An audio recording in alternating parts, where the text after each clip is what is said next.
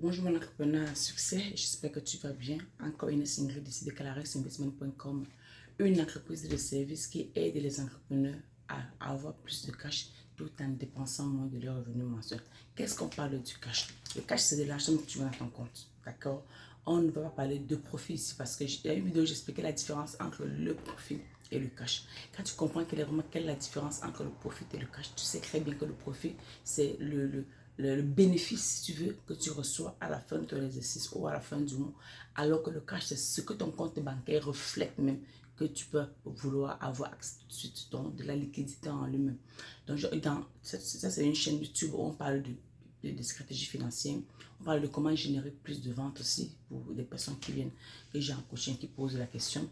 Et surtout, on parle de comment multiplier de l'argent parce que même bien sûr qu'on sait comment générer ses revenus, il faut également mettre en place des stratégies pour pouvoir bien conserver cet argent et surtout multiplier. Les amis, ce n'est pas le cash qui rend riche. Le cash te permet de multiplier cet argent. Et quand on parle de multiplier, il faut avoir les connaissances financières de comment est-ce qu'il faut multiplier de l'argent parce qu'il est très clairement très important qu'en tant qu'entrepreneur, il faut que bien sûr qu'on sache comment multiplier de l'argent pour devenir plus riche et surtout être millionnaire. Mais il est bien aussi important de comprendre le mindset, d'accord? Quand on a le mindset d'un millionnaire, ça déclenche quelque chose dans notre cerveau pour que la richesse financière que nous recherchons tous puisse être rapide et surtout accessible. Si tu aimes le contenu de notre vidéo, vas-y, partage-les, surtout abonne-toi pour ne plus rater toute une notification du contenu de valeur que je viens partager avec toi de façon simple et surtout très rapide. Ce matin, on parlera du leadership. Ce matin, on parlera de la fonction même du chef d'entreprise parce que je suis celle-là qui forme les entrepreneurs. Et quand je parle avec ces entrepreneurs, je suis un peu comme leur médecin aussi. Parce que les entrepreneurs t'apportent plusieurs types de problèmes. Ils vont te parler de leur vente qu'ils n'arrivent pas à faire, ils te parleront de leurs finances qui sont stockées, ils te parleront de leur chiffre d'affaires, ils te parleront même des fichiers Excel qu'ils n'ont même pas encore mis en place pour pouvoir voir cette clarté dans le financement parce qu'il est également important d'avoir non seulement la visibilité sur tes finances, mais aussi la clarté qui pourra te permettre d'atteindre tes objectifs financiers très rapidement. Quelles sont les trois fonctions? Moi, je viens de récapituler cela. Trois fonctions en elles-mêmes qui déterminent un vrai leader, qui déterminent un entrepreneur très conscient, qui détermine en fait cet entrepreneur qui a envie de réussir, un entrepreneur qui prend la peine de réfléchir, se dit il est temps que ma situation avance, il est temps que je reforme mon entreprise et que j'ai un leadership qui réussit. La première des fonctions que tu dois apprendre en tant qu'un leader, c'est d'être visionnaire. Le leader, c'est celui qui est visionnaire en fait. On peut être leader, mais au fur et à mesure, on peut également devenir leader et travailler sur soi-même pour que ton leadership soit en fait parfait. Et aussi, ton leadership est adapté par rapport à l'équipe qui t'entoure. Prenons le cas par exemple des personnes qui embauchent des équipes très jeunes, comme c'est le cas dans mon entreprise. J'ai certaines personnes qui sont super jeunes et ça fait que je ne savais pas c'est quoi. J'ai 18 ans, mais il faut que je fasse la précision en fait, parce que je suis encore en salarié. Que je développe mon entreprise, mais je suis responsable financier d'une entreprise ici au Canada. Et quand je travaille avec des gens, donc j'ai des personnes qui ont été embauchées, mais qui doivent travailler avec moi directement. Elles sont super jeunes. C'est des gens qui sont, qui sont en train de commencer leur parcours universitaire. Et je suis censée les coacher. Ils sont quoi, 19, 20 ans, 21 ans. On parle de la licence. On parle d'un cycle en fait de licence ou alors de terminer la licence. Ils sont super jeunes. Ils savent tous que la jeunesse d'aujourd'hui n'est pas mal la jeunesse que j'ai vécue. Il n'est pas également la jeunesse que mes parents ont vécue parce qu'ils sont super sensibles, ces jeunes d'aujourd'hui. Ça fait que j'ai adapté mon leadership à cette jeunesse-là. Donc, quand je m'adresse à cette jeunesse-là, que je m'adresse à des personnes plus matures, mes collaborateurs qui sont plus matures, ça fait que je change mon leadership et je fais que je me remets souvent à leur niveau pour mieux comprendre le mindset.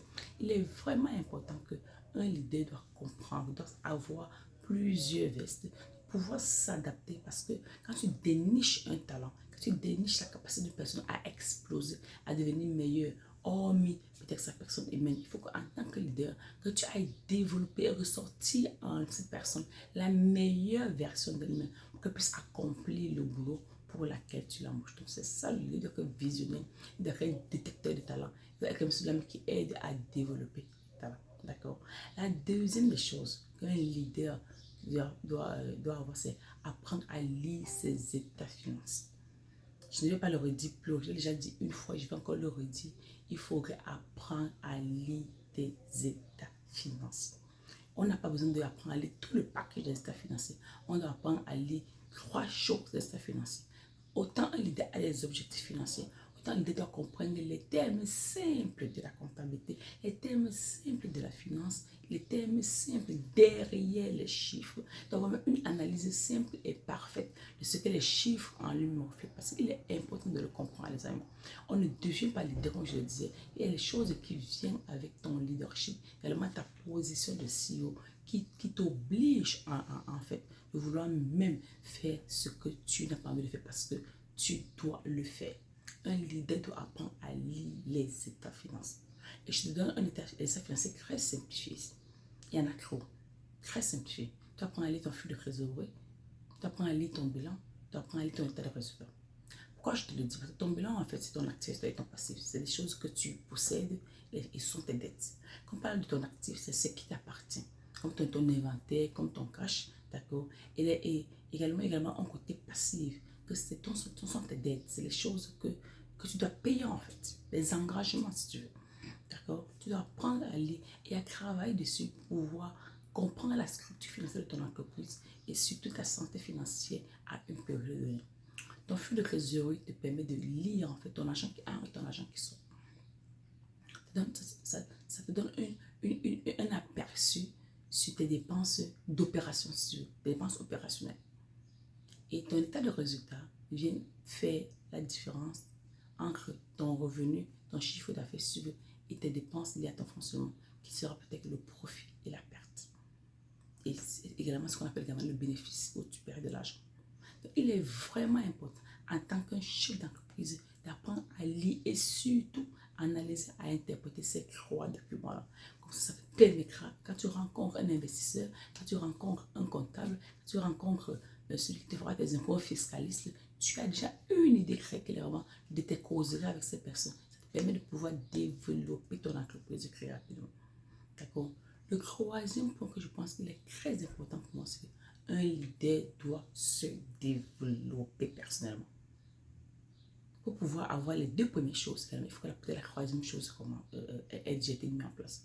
Chaque jour, il faudrait que tu mettes 20% de ton temps dans la journée à te développer. Tu dois lire, tu dois prendre les programmes de coaching, tu dois assister au séminaire, tu dois faire des webinaires, tu dois assister au workshop, mais tout cela rentre dans ton développement personnel. D'accord? Un leader excellent qui vient se développer au quotidien pour que son entreprise également avance avec lui. Je parlais de la valeur de soi dans une de mes vidéos. Également, quand tu développes de façon personnelle tous les jours, très clairement, ta valeur de soi augmente. D'accord? Il est très clair que en tant que leader, tu dois apprendre à te développer pour que cette valeur de soi également, la valeur de ton entreprise augmente. Dis-moi très clairement ce que tu en penses de cette vidéo. Si tu aimerais voir les vidéos comme celle-ci, dis-le-moi en commentaire. Et les 3 choses-là, si tu es un chef d'entreprise ou un entrepreneur, si tu ne les pratiques pas encore, commence à les pratiquer et tu me diras dans 3, 4, 5, 6 mois comment ta position changera et surtout tu pourras finalement atteindre la vision financière que tu recherches. Merci de m'avoir écouté et on se dit au revoir dans une autre vidéo.